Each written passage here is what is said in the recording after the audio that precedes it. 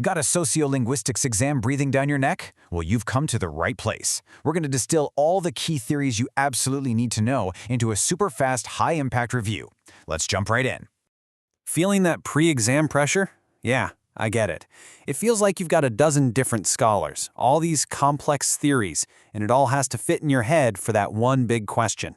It's a lot to juggle. But hey, don't sweat it. That's exactly what we're here for. We're going to cut through all that noise and structure these concepts into a really clear, logical framework that you can actually remember when the clock is ticking. All right, so here's our game plan. We're going to tackle this in 3 parts: how language builds identity, how it reflects society, and how it's used for control. And then we'll wrap it all up with a final review to make sure it sticks. Okay, first up, language and identity.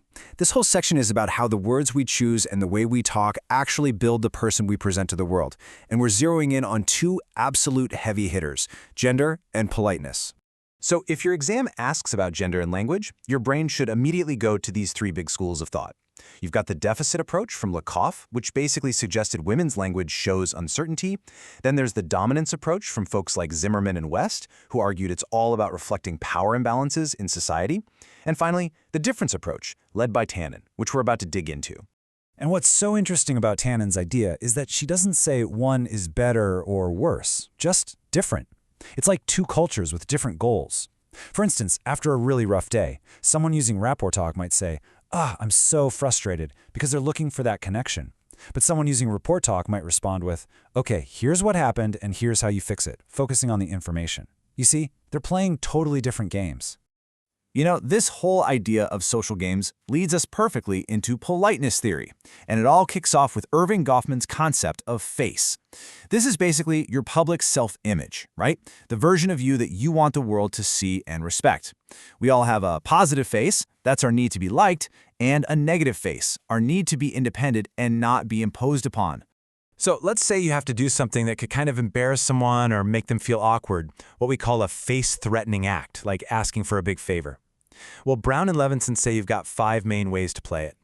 You can be super direct or bald on record. You can use positive politeness to make them feel good. You can use negative politeness to show you're not trying to impose. You can just hint at it, go off record, or, you can just decide not to ask at all.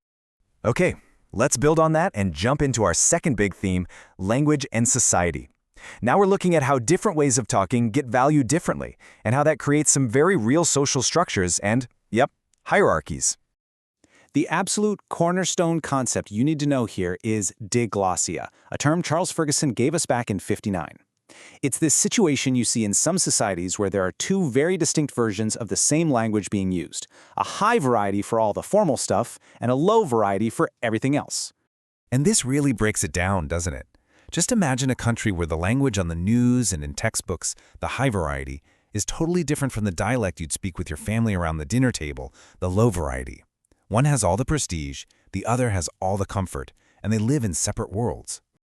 And this is where it gets really critical. That choice between an H and an L variety. It isn't just about what's proper for the situation, it's about power. Language is never neutral. It's one of the main ways social control is established and kept in place. And that idea of power is perfectly captured by Pierre Bourdieu's concept of linguistic capital. Think of it like this.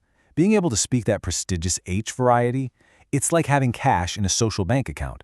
It's a kind of capital that can literally buy you access to better jobs, better education, and more power. It's a gatekeeper.